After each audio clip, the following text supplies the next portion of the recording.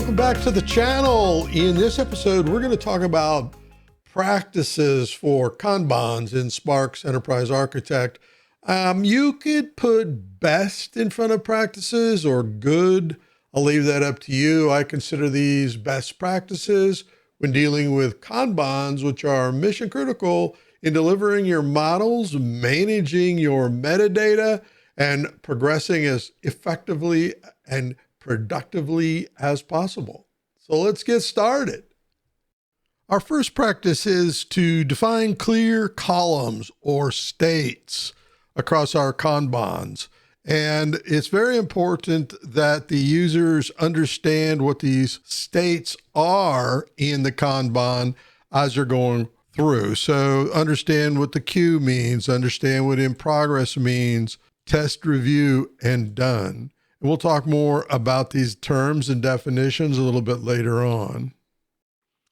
Next, we're going to talk about use tag values for custom metadata. And this is one of my favorites in Kanbans, and that's to add tag values like priority, release, assignee, risk, and due date to each Kanban item. And why? Metadata enriches your Kanban view, allowing you to filter out, sort, and report on meaningful business attributes rather than just names or types. Next is scope the board to a specific package.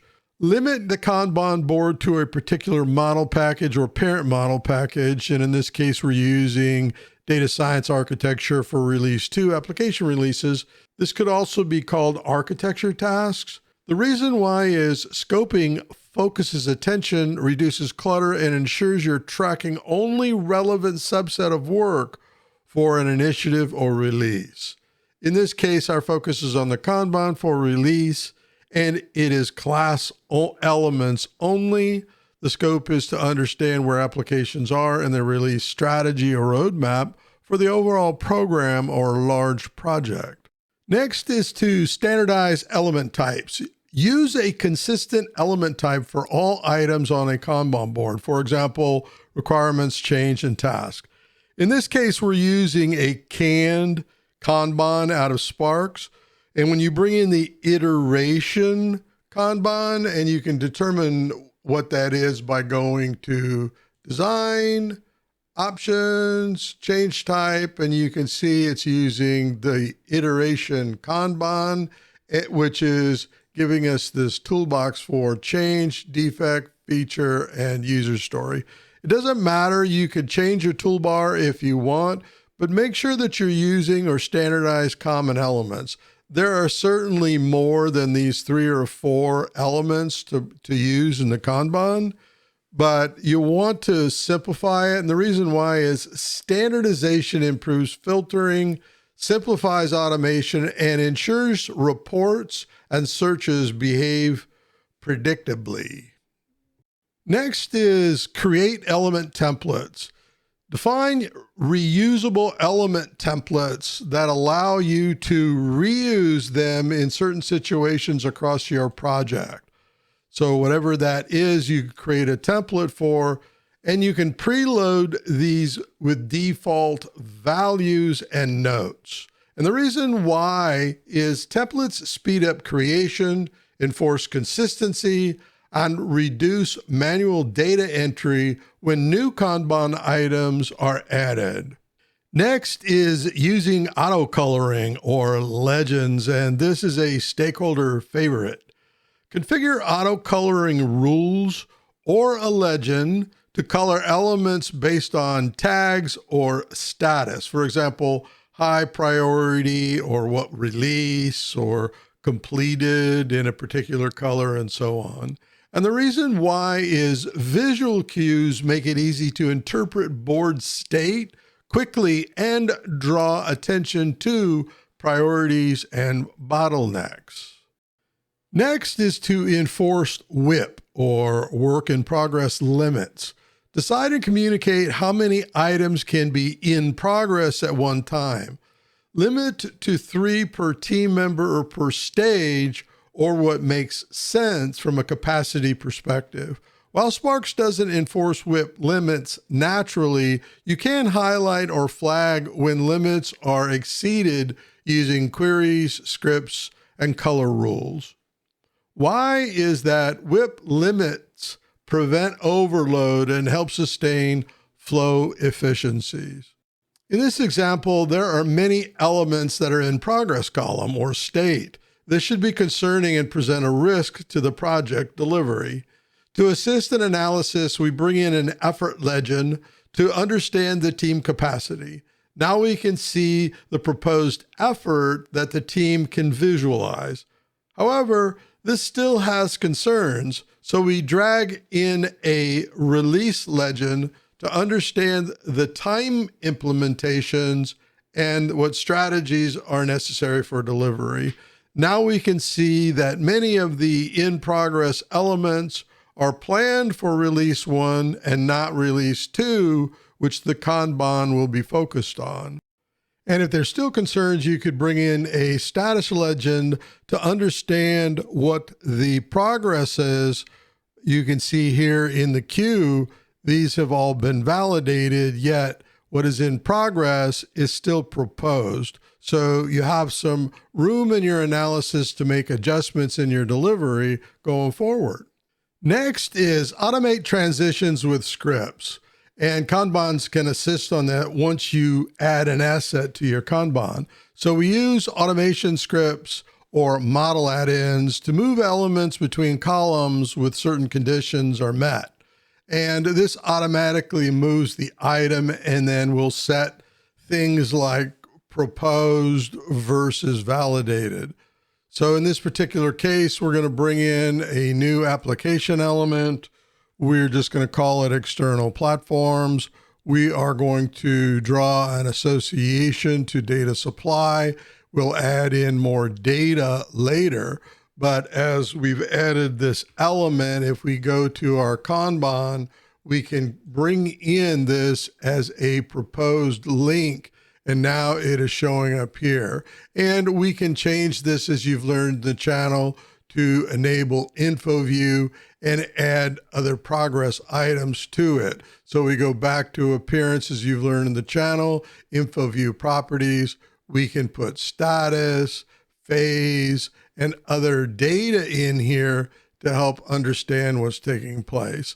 And then if we look at the element, you can see that the phase is 1.0 and the status is proposed. And if we are moving this through something like governance, which this Kanban is being used for, and we move it to validated, now you can clearly see that it has been validated. And then as the stakeholders manage this asset in governance, move it to an approved state. And then our objective is to eventually, in some project or delivery, get it into an implemented state.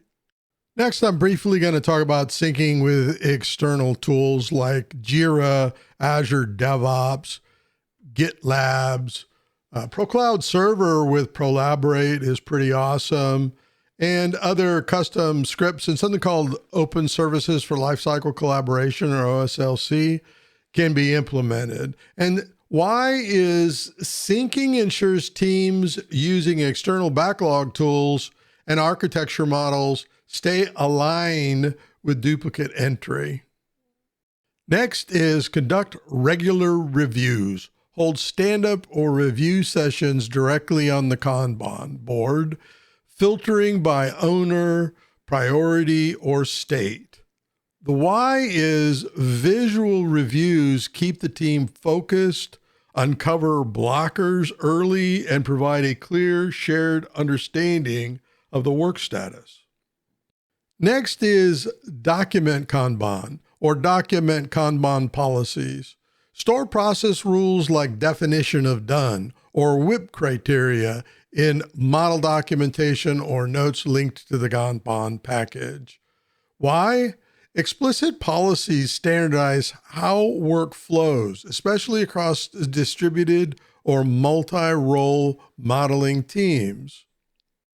Last but certainly not least is leverage save searches and filters. Use model searches and filters to quickly locate overdue items, block tasks, and specific priorities. Combine this with custom SQL searches for dashboards and reports, which we all learned in this channel. The reason why is that saved searches give fast visibility into work health, metrics, and compliance with Kanban policies. Well, all right, we're going to wrap up now. I hope this episode was useful for you. This was a big part of our modeling practices series. And today we talked about defining clear columns or states within your Kanbans. Talk about using tag values for managing your custom metadata. We talked about the scope of the board, your Kanban, for specific packages, keeping it simple as possible. We talked about standardizing element types that you're going to use in your Kanbans.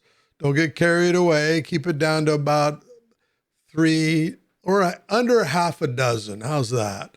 Right? And then we talked about using auto coloring and legends, which are extremely powerful for visualizing and communicating your Kanbans.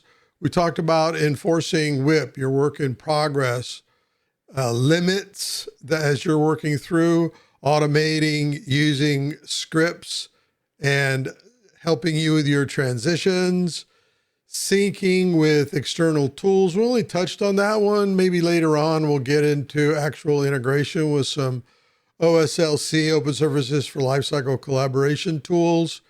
And we talked about conducting regular reviews. Collaboration is one of the most powerful features within Sparx. So collaborating, discussions, forums, and doing reviews. Documenting your Kanban policies. Nothing's worse for me in governance when I get a proposal, a submission, if you will, and it has no documentation. So automatically rejected, sent back, and have the submitters make sure they're documenting their Kanban or any submissions for modeling best practices. And we talked about leveraging saved searches and filters. Remember, Sparx is built on a SQL database. Take advantage of that. So this was a real fun exercise to do. We're extremely busy right now, but I really wanted to get this one out. And in the next one, we're going to be dealing with large projects. When I'm saying large projects, not multiple projects, very large Sparx projects, and some practices that you must keep in mind when you're working with a large team and building those. I've worked in one of the largest telecommunications companies in the world.